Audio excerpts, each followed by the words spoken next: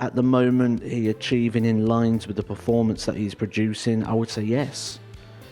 I think his levels of success match up with his standards so far.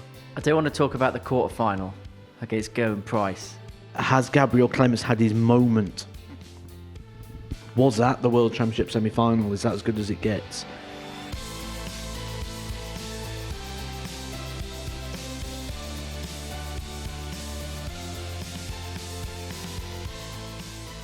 Hello, welcome along to the latest edition of the Story of here at the MODUS Super Series, where we're having a look back at the career of the former German number one, Gabriel Clemens. He was the first ever player from his homeland to make the semi-finals of the World Championship back in 2023 and was actually touted as a potential Premier League player once upon a time. His career didn't quite reach much more in terms of mesmeric heights after that, but he's looking for a resurgence in his career. Matthew Edgar's been on tour around about the same times as Gabriel Clemens. In terms of a player overall, how would you assess him? He's a very quiet guy. He's very unassuming, doesn't really mingle too much. He's got a very, very small little network around him, and he likes to keep it that way. Some people go in there a bit more flashy, a bit more brash, like to sort of go round the boards chatting to everyone, where Gabriel, you wouldn't even really know he's in the practice room. He's one of them that sort of in the corner keeps himself to himself. Let's talk about his impact then on the sport in Germany, because we've kind of spoken about it with Max Holt. We've kind of spoken about it with Martin Schindler. Because of the popularity of the sport in Germany and perhaps it not then having the corresponding success as of yet with mainstay players, some of the things Gabriel did kind of transcended beyond the realms of the sport, didn't it, in terms of it going into German life culture? Well, when we take a look at viewing figures, I've done quite a lot of study on this, quite a lot of research. Now, obviously, England, we've had broadcast here for a long time, and the viewing figures in which we get here are nothing compared to what we get in Holland. And those viewing figures in Holland dwarfed what we have in the UK. And they certainly do when they have a representative there, such as Michael van Gerwen playing in a world final, Van Barneveld playing in a world final, then viewing figures spike.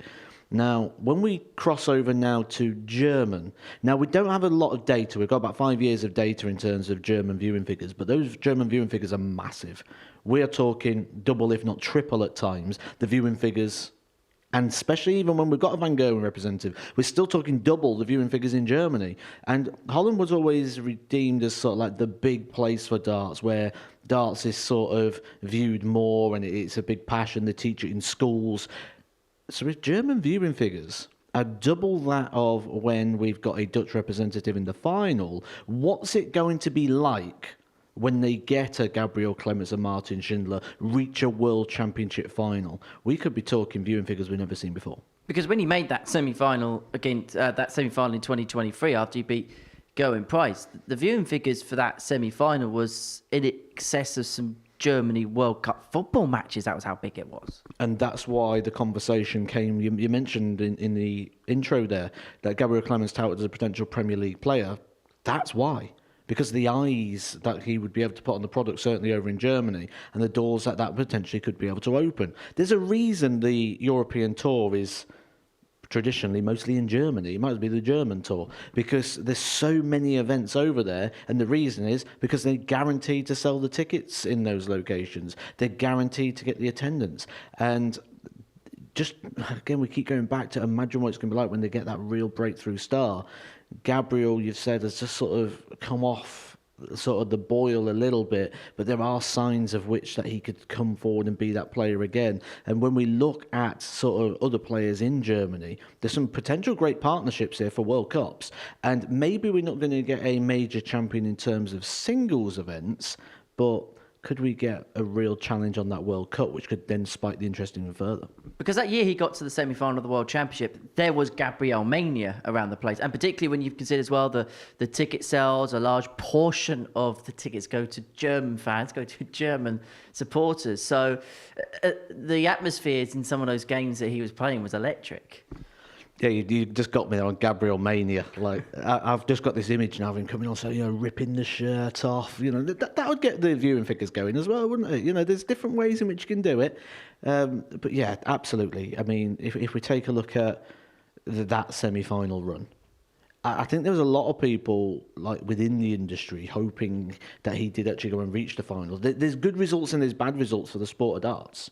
You know, when we look back through history, that the Fallon Sherrick win over Ted Everts was a good result for darts. Luke Littler bursting through and reaching the final. Probably losing the final on the first time round to Luke Humphries was a good result for darts because it left intrigue. Can he go and do one better? And we had the year of the build-up towards him then going and winning the World Championship. I think Gabriel Clemens, if he'd have won that semi-final, I think that would have been one of those results where in years to come, we'll sit in studios like this and we'll talk and we'll go, how important was that win to what we're now seeing? Because I think it could have blown things up big time. I do want to talk about the quarterfinal against Gerwyn Price.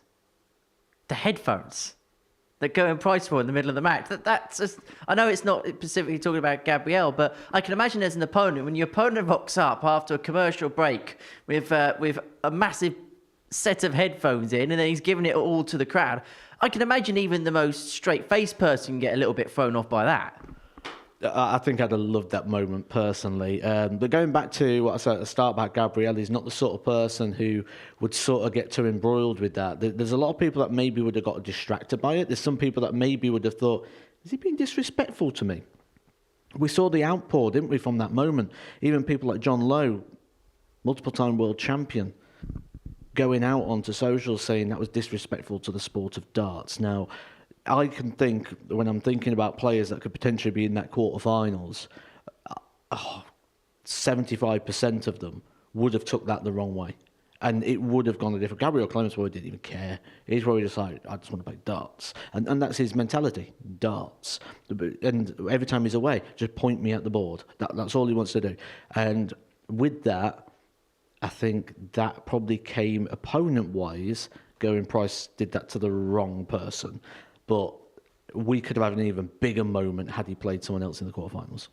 Well, let's talk a little bit about earlier on in Gabriel's career prior to making that World Championship semi-final. Because, again, he came through at that point where Germany was looking for a superstar, got his tour card in 2018 from the European Q score. That was when they began to divvy up the two Q scores respectively. And he made the final of a Players' Championship first year on tour. He missed 2 match starts to beat Gary Anderson. And there's not many players that can come onto tour, particularly for the first time, and make that kind of impact. It takes something special, but I think also we see at the start of a tour card, we do see some big runs from players. You know, we see players reach a semi-final, a final, and then they don't go and do it again. I think there's a lot of excitement when you first get one. So I always look at the first 6 months and kind of ignore it a little bit because you've either got that sort of nerves or you've got that lack of scar tissue and everything's exciting. Oh, look, I'm a professional player now. And all of a sudden you're playing with that heightened sense.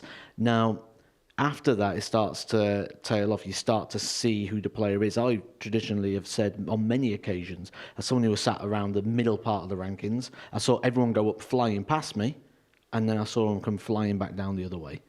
And sometimes you look at a player and you go, you've got a lot more. Like, we see it at the Super Series. You see a player come on and you go, can they go get a card? Yes. Can they keep the card? No. And with Gabriel Clemens, you looked at him and went, is he going to go past? Yes, he is. So you go, right, okay, that's another person I've got to contend with. And you go, is he going to stay there? Yes. And where is he going to stay? You imagined would be around about the world's top 32. But again, when you talk about those big moments, those big flashes, that final there, but the semi-final at the World Championship, as much as it was such a big thing for Gabriel, it was also a problem. Because you know the way the ranking system works, in 2 years' time, that's going to come off. So you've kind of got to make sure you're earning the same as, or if not a little bit more than the rest of the players in the top 32. So sometimes success brings its own pressure, it brings its own attention. That final in the Pro Tour certainly would have, because now all of a sudden it's not gone from, right, okay, I'm on the tour, to when you reach a final, you're now expected to make the minimum of the World Championship and the Players' Championship finals. Then you're looking ahead and going, right, because I've got that final on the board, I really should now be challenging for the match play. I should be challenged for the Grand Prix. So it changes the conversation from, okay, I'm on tour, can I make some money? To, oh, I could be a serious dart player now. And then he back out a couple of other Players' Championship finals in 2019. And then the World Series had a couple of years where they played events in Germany. One of them was at the Schalke Arena, where there was 20,000 in that time. Then the next year they played it somewhere else, and he got to the final there. He'd lose in the end to Peter Wright. But again, I know it's an invitational tournament, but to get to the final, that was a massive step for him in the right direction. It was. And invitational is something that can be beneficial depending on location. You know, if you look at a nation like Germany, where traditionally there is a lot of European tours, as we mentioned, there was the World Series events.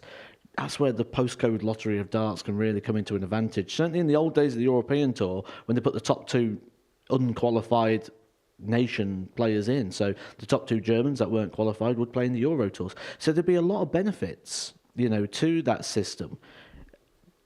Maybe the reason we saw Max Hopp drop off, you know, during COVID. When that came in, we lost the European tours. Max Hopp all of a sudden has not got these European tours anymore, starts dropping off the rankings. So there are areas in which it would have benefited, but he'd have used that and got that experience. Because not only then does he do well on the World Series, because of that, he's going to get to the World Series finals. Because of that, yes, it's not ranking money, but financially makes him more secure. You don't have to worry about things as much. Not only that, you're getting more time on TV, so you're gaining experience. Because you're guaranteed TV time, you can get the better sponsorship deals. Because you're guaranteed TV time, you're going to get bonuses and royalties from your sponsorship deals. There is so many spin-offs that would have came from it. It's not just the game of darts that you see. It's also Pluto TV ambassadors, Gabriel Clemens. So certainly got the right people backing him, hasn't he? Exactly my point. Exactly my point.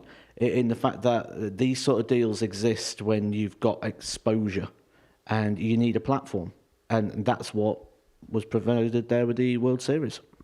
And then he'd go on and win a group at the Grand Slam. Then he'd have the 170 against Fallon Sherritt. But I suppose as well, Peter Wright was somebody that in his career had a few battles with, because prior to the semi-final, he had a decent run back in the COVID year where he knocked out Peter Wright as the defending champion. And again, it was another point where he thought, is this where Gabriel Clemens begins to emerge? Does it feel like the story of his career is somebody that we know has got talent, we know has got ability, has shown glimpses, but we're yet to see him take that next step? That's a tricky one, because I think when we look at it, we could probably say the same about 20 or so players right now in the world of darts. Has Gabriel Clemens had his moment? Was that the World Championship semi-final? Is that as good as it gets? He will think otherwise. It's a tricky one to assess. There's that sort of statement, isn't there, that everyone was a contender until there was a champion. I don't know the exact quote, something along those lines. And when we look at Gabriel Clemens, I think there's something in there, but is at the moment he achieving in lines with the performance that he's producing? I would say yes. I think his levels of success match up with his standards so far. I think you get it different ways round. Sometimes people don't quite have the same standard, but then they have higher achievements. And sometimes people have great levels and get no achievements. Look at Vessel Nyman at the Grand Slam. Average 107 in the group stage, didn't win a single group stage game. And yet you've got people getting through to the last 16 quarterfinals, averaging low 90s. So it's how the cookie crumbles sometimes with it. Has Gabriel Clemens underachieved? No. Has he overachieved? No. So with that, we'll have to say he's an achiever right now. So what does the future, in your opinion, hold for Gabriel? Or is he at the, I suppose, crossroads stage of his career where perhaps we just don't know? Right now, the most important for Gabriel Clemens is to start challenging that top 32 again. He's come outside the top 32 after losing the £100,000 at the World Championships. He's got more money to come off his rankings if he doesn't start making major events. And at the moment, there's a danger he's going to miss out on things like the World Match Play. Now, this is where the real problem starts, because we've now had the announcement of the increased prize fund. So if Gabriel Clemens starts to miss tournaments, not only is he going to be dropping money, but people who are now getting in those tournaments are going to get a heightened amount of prize money. So it's kind of like people are going to be not just jumping in regards to what he's losing, they're gaining, but also the extra. He could drop down the rankings very, very quickly. That's a warning to everybody. That's a warning to the likes of Michael Smith, a warning to the likes of Rob Cross, who are defending quite a bit of prize money. knowing that there's people below them who have got free hits at heightened prize money over the next couple of years. We are going to see the rankings change a lot. And this isn't just for Gabriel Clemens, but the next 12 months are vital. When you consider what the likes of Martin Schindler are doing elsewhere on tour, could that also inspire me a little bit, seeing his fellow countrymen do well? And I suppose the fact he's not German number one for the first time in a while, will that give him a bit of motivation as well? I think a lot of it comes from seeing success from other people, or people you sort of see yourself parallel to. Because one thing is, you always feel it's unachievable. You know, when we talk about the world's top 16, it's only 16 people in the entire world are going to be in that position. But when you see a friend, or you see a colleague, or you see someone you travel with go and get that success, it goes, well, actually, this is possible. This isn't like trying to get a game for Man United, where first of all you need to be scouted, then you have to be put on the pitch first. The manager's got to make the decision, the coach has got to make the decision. There's decision makers that even put you on the pitch in the first place. Darts doesn't do that. You don't need that decision maker in darts. You just need to win. And when you see people around you that have that level of success, and then they go and achieve, and you're sat watching them and going, well, I can do that. They can do it. I practice with that player. I beat him in practice. We challenge, we rival. We're the same. We're parallels. Why can't I be to the level he is? So I think Martin Schindler will certainly be an inspiration to Gabriel Clemens. Be interesting to see. Matt, thank you very much. Thank you for watching the latest edition of The Story of here at the MODUS Super Series.